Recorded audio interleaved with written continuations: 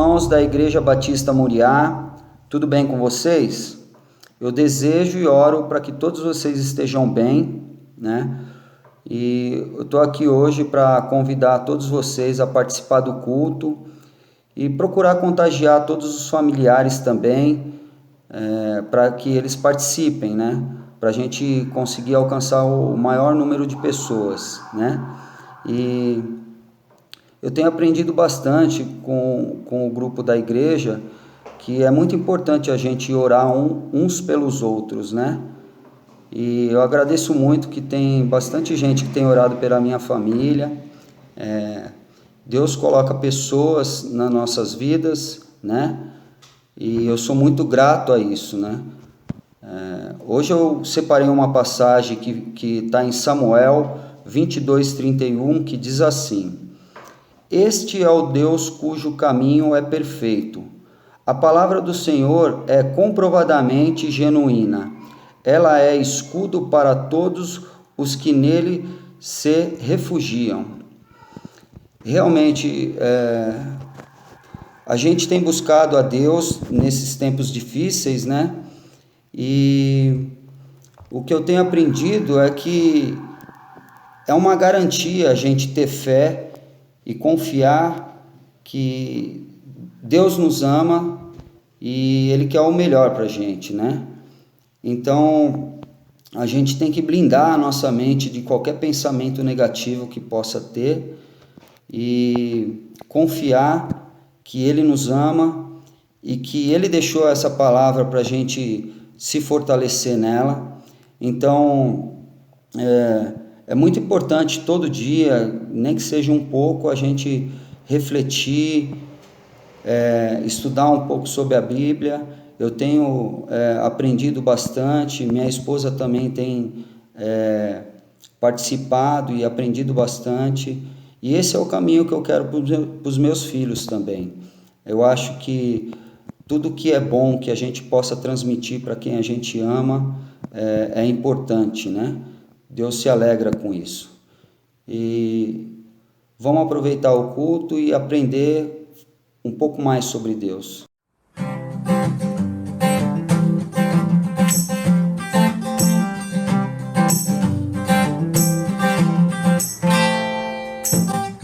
Sobre toda a terra tu és o rei, sobre as montanhas e o pôr do sol.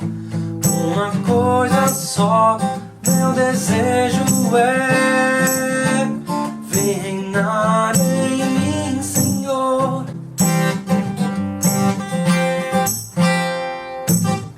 Sobre o meu pensar, tudo que eu falar, faz-me refletir a beleza que há em ti. Tu és para mim mais que tudo aqui.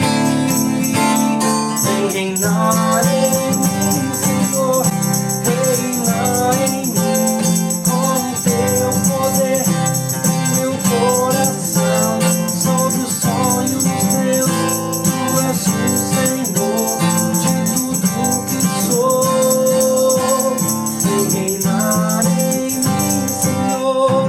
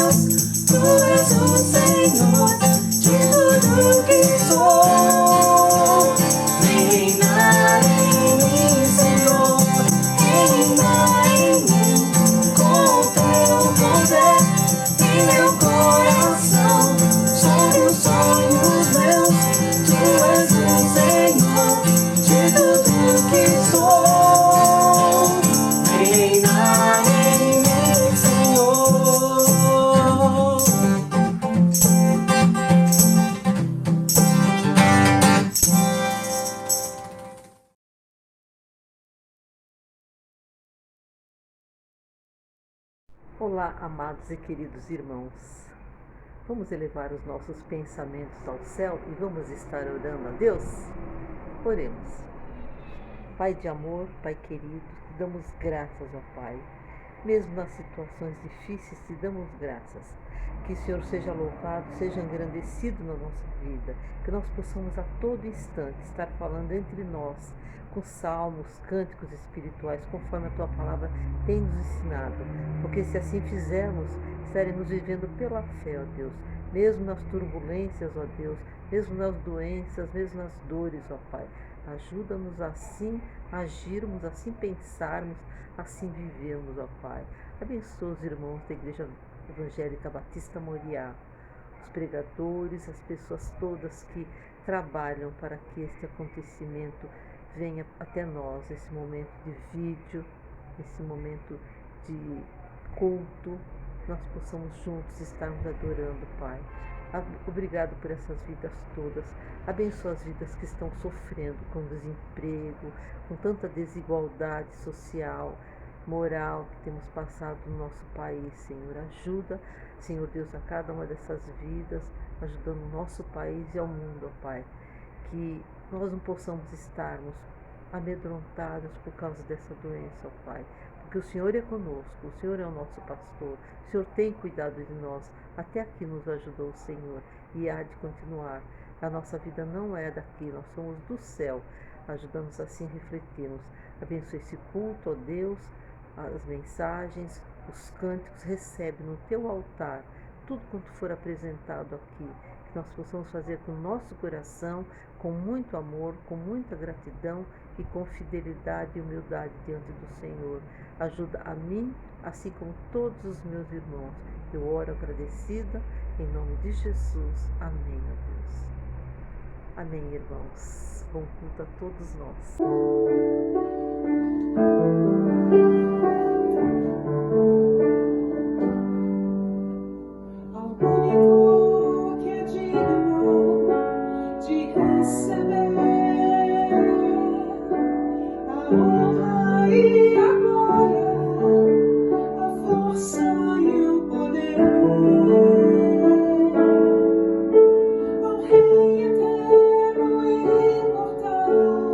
Invisível.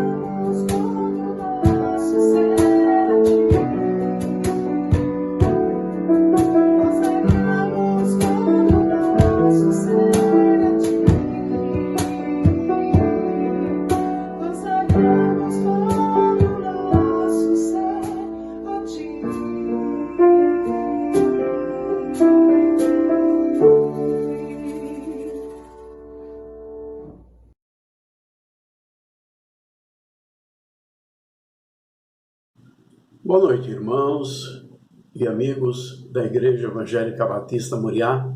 Que a graça e a paz do nosso Senhor Jesus Cristo esteja com vocês. Nesta noite, eu gostaria de tratar sobre o tema perdido dentro da igreja. E vamos trabalhar no capítulo 15 de Lucas, nos versículos de 25 a 32. O texto nos diz assim: E o seu filho mais velho estava no campo, e quando veio e chegou perto de casa, ouviu a música e as danças.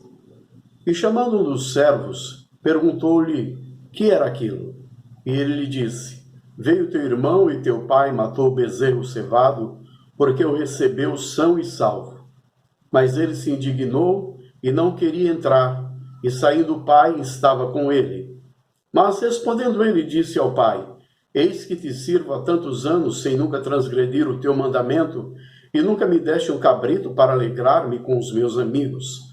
Vindo, porém, este teu filho, que desperdiçou a tua fazenda com as meretrizes, mataste-lhe o bezerro cevado.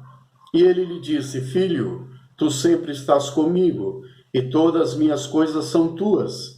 Mas era justo alegrarmos-nos e folgarmos, porque este teu irmão estava morto e reviveu, e tinha se perdido e achou-se. Neste capítulo 15, Jesus contou 3 parábolas sobre a alegria do encontro.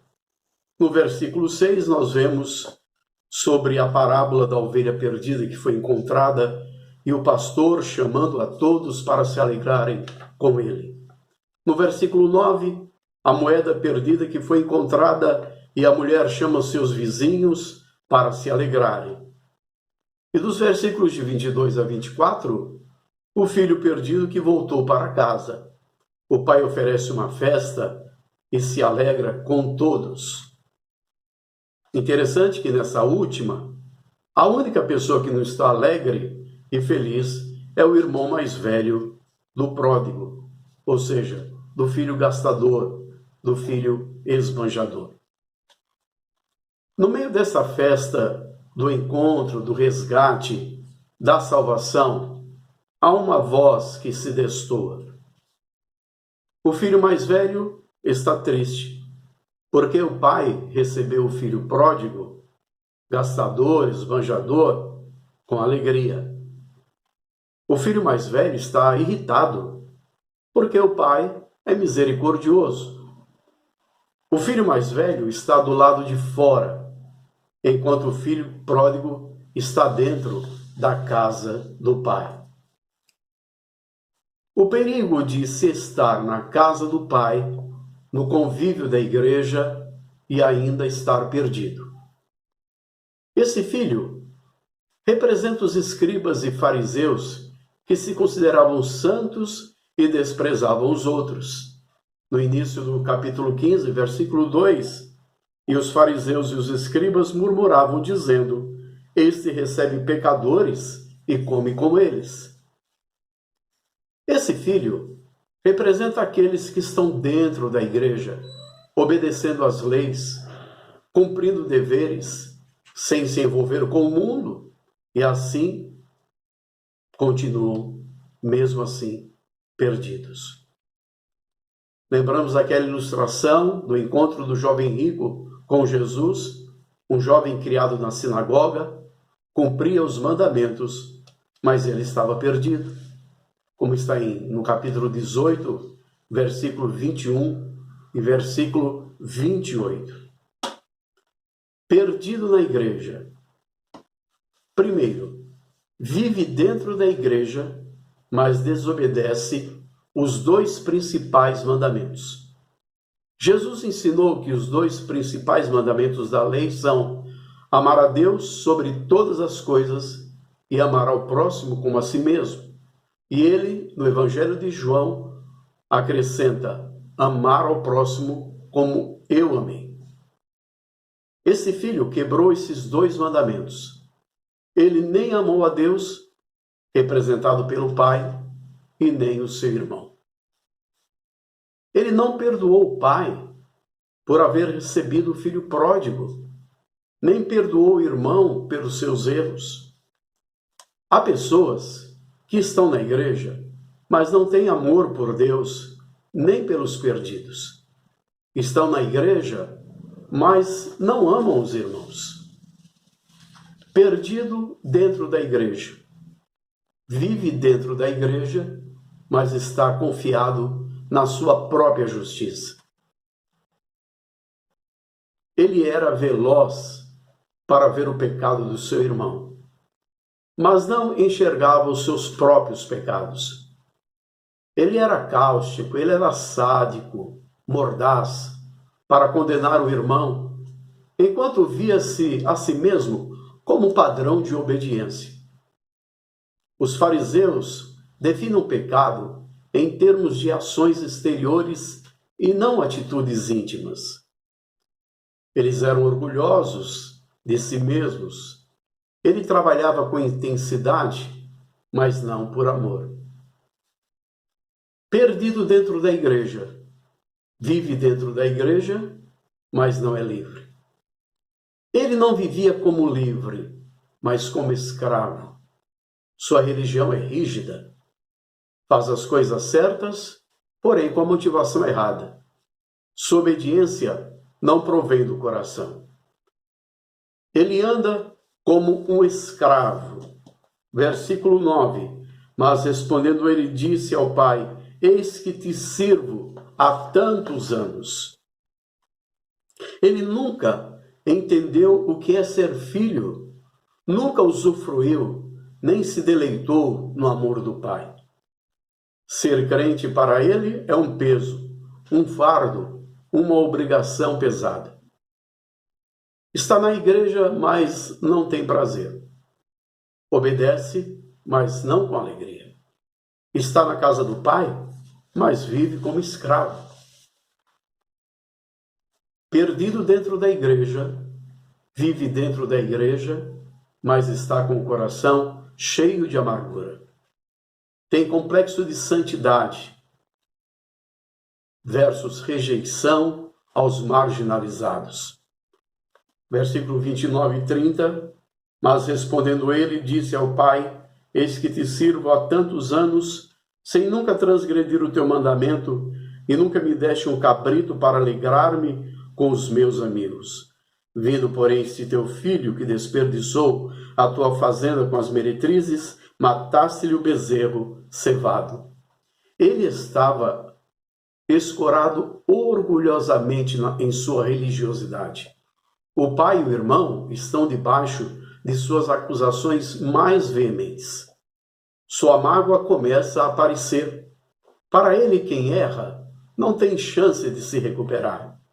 No seu vocabulário, não tem a palavra perdão. Na sua religião, não existe a oportunidade de restauração. Ele sente-se injustiçado pelo pai. Acusa o pai de ser injusto com ele só porque perdoou o irmão. Na religião dele, não havia espaço para a misericórdia, para o perdão, para a restauração. Ele se achava mais merecedor que o outro. Sua religião estava fundamentada no mérito pessoal e não na graça. É a religião da lei, do legalismo, e não da graça, nem da fé que opera pelo amor.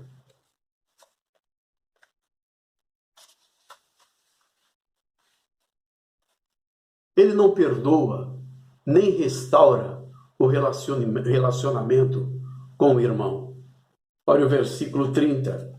Vindo, porém, esse teu filho que desperdiçou a tua fazenda com as meretrizes, mataste-lhe o bezerro cevado. Ele não se refere ao pródigo como irmão, mas diz, esse teu filho. A Bíblia diz que quem não ama seu irmão, até agora está nas trevas, como em 1 João 2,11. Ele desconhece o amor. Ele vive mergulhado no ressentimento. Ele vê seu irmão como um rival. O ódio que ele sente pelo irmão não é menos grave do que o pecado de dissolução que o pródigo cometeu fora da igreja. A Bíblia fala sobre 6 coisas que o Senhor detesta, a 7ª coisa o Senhor abomina. Está lá em Provérbios, no capítulo 6, nos versículos de 16 a 19.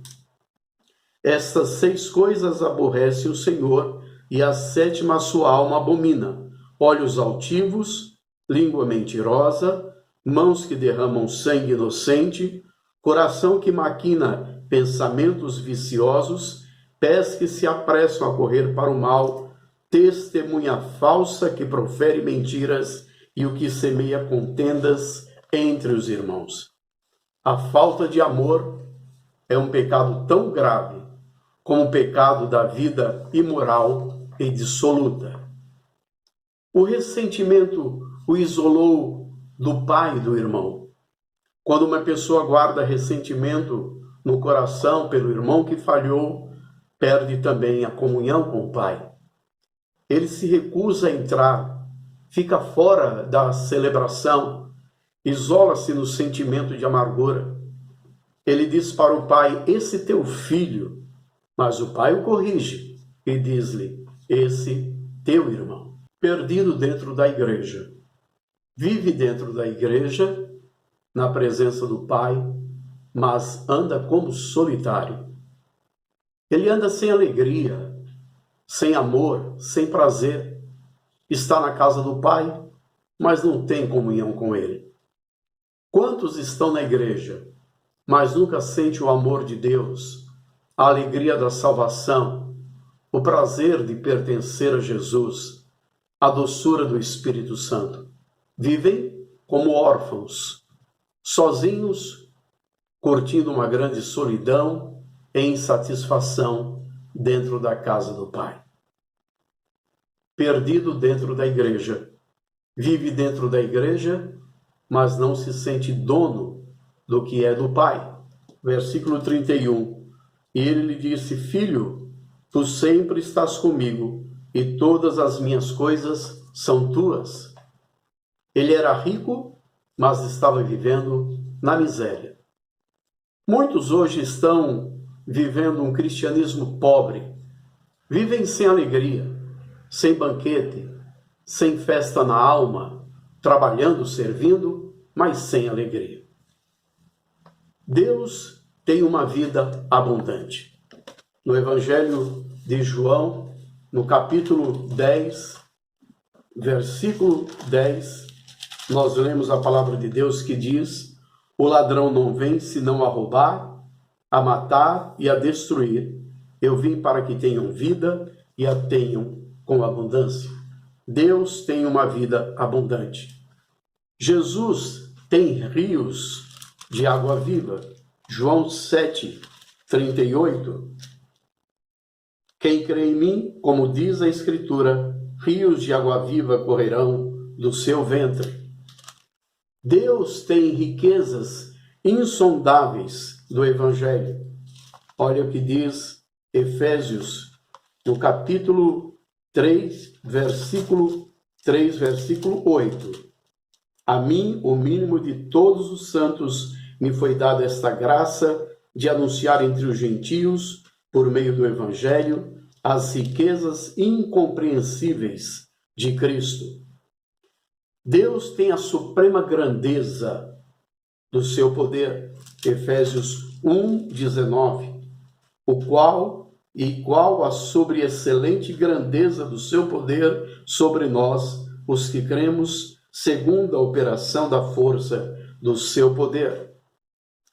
Em Filipenses 4, versículo 7, Deus tem a paz que excede a todo o entendimento, e a paz de Deus, que excede todo o entendimento, guardará os vossos corações e os vossos sentimentos em Cristo Jesus.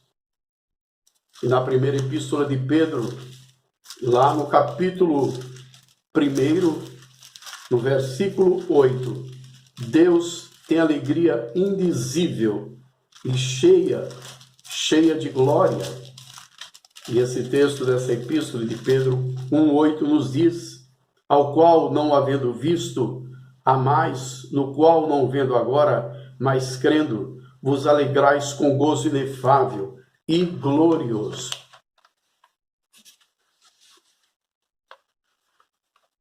Esse filho não tem nenhum proveito na herança do pai. Ele nunca fez uma festa, nunca celebrou com seus amigos, nem sequer um cabrito ele comeu. Ele nunca saboreou as riquezas do pai. Olha o versículo 29. Eis que te sirvo há tantos anos sem nunca transgredir o teu mandamento e nunca me deste um cabrito para alegrar-me com os meus amigos. Ele não tem comunhão com o pai. Lembra a história de Absalão, que está em Jerusalém, mas não pode ver a face do rei, como está em 2 Samuel 14, 28. Ele está na igreja por obrigação e não por satisfação e alegria. Lembramos de uma ilustração, um homem que fez um cruzeiro de navio e levou o seu lanche. Vendo as pessoas comendo os pratos mais deliciosos, guardou o dinheiro para comer uma boa refeição no último dia. Só então ficou sabendo que todo aquele banquete já estava incluído no valor da passagem que ele já havia pago. A conclusão da nossa palavra nesta noite. O mesmo pai que saiu ao encontro do filho pródigo para abraçá-lo, sai para conciliar este filho. Versículo 31. E ele lhe disse: filho, tu sempre estás comigo, e todas as minhas coisas são tuas. O remédio para esse filho era o mesmo para o outro: confessar o seu pecado. Mas ele ficou do lado de fora, agora perdido da casa do pai. Não fique do lado de fora. Venha e desfrute da festa que Deus preparou. Que Deus abençoe a sua palavra. Amém.